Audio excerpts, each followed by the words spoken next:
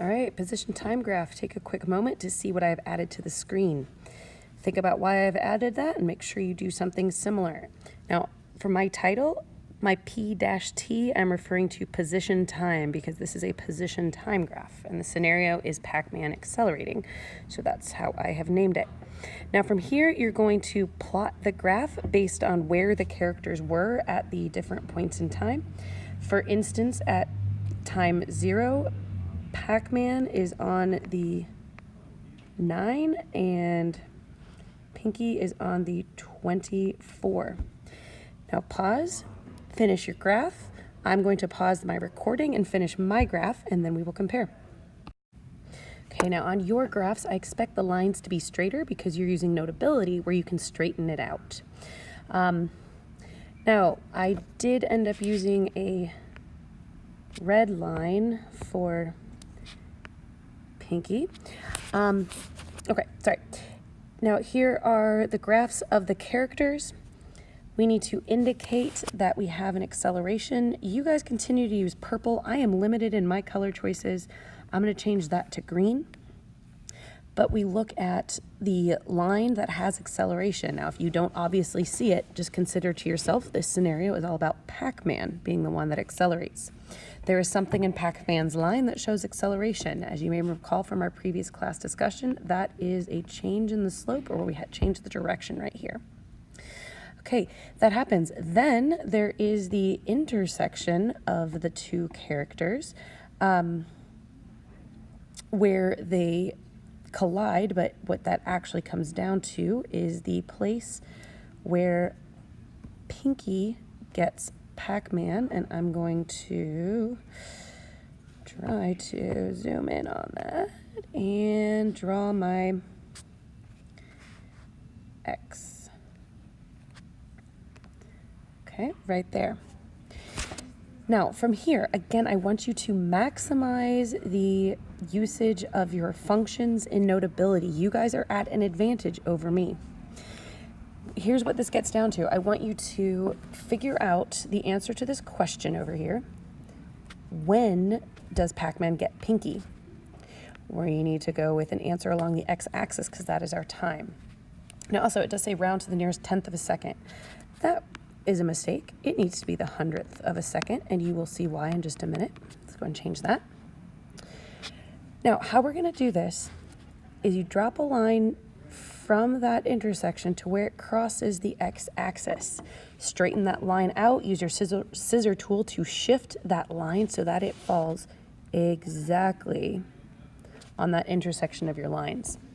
Now, to clarify, your intersection might be slightly different than mine, might be slightly different than your neighbor's, and so forth, because we have slight variations in how we drew our graphs. And that is fine. I want you to answer this question with how your line appears. Now, what we are trying to do is find out what is that time where that crossed. If this is the 3 and that's the 4, there are 4 lines in between. That means each one goes by 0.2. So this is 3.2, 3.3, 3.4, and 3. Forgive me, I just messed that up. All right, now we're going to talk about a velocity time graph. This is a totally new type of graph that you have not seen before now. Now, in a position time graph, position is on the y-axis. In a distance time graph, distance is on the y-axis. In a velocity time graph, velocity is on the y-axis. Now this graph is a bit different. You notice that in the center of the y-axis is the 0. We do that because we need to be able to indicate positive and negative velocities. In other words, we need to indicate when our character was moving in the positive direction, towards the right in this case, or in the negative direction, towards the left. Now, if you look back up at your data table that you filled in on page 2, you will see that Pac-Man has a velocity of either +2 or -2, and you will see that Pinky has a velocity of -4. Because of that, I have chosen my increments as you see here on the velocity axis.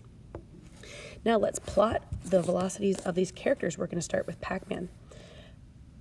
For Pac-Man, in the first 2 seconds, so like at second 0, at 1 second, he is going at a rate of 2 dots per second to the right, so that's a positive 2 dots per second. Then at that point, he changes direction, so at the 2 seconds is when he turns and goes the other direction, so negative 2 dots per second, and he continues on that way until about there where he gets eaten by Pinky. Now at this point we have 2 disconnected lines. What we need to do to finish that off is connect them with a vertical line. And then go ahead and draw in Pinky's velocity. His is negative 4 dots per second the entire time, so Pinky's velocity is just along the x-axis right like that. Now that's just a nice coincidence in this case, but again, pretty cool. At this point, I want you to indicate what the acceleration is. Please stick with purple as you are in notability, but I am limited again, so I'm going to go with green. The acceleration is where Pac-Man changes directions. And that is right here. So then to answer this question, how is acceleration shown on a velocity time graph? The answer is vertical line. Anytime on a velocity time graph that you see a line that is going straight up and down, that means there is a change in acceleration. Now to be clear, the acceleration does not always cross the 0. It doesn't always go from positive to negative or negative to positive. If it's just a slow down or speed up, we might do something like we were already at positive 2 dots per second. Maybe Pac-Man speeds up to 3 dots per second, so we would go right about there. And that stays within the positive part of the velocity time graph, but is a speed change. Only directional changes,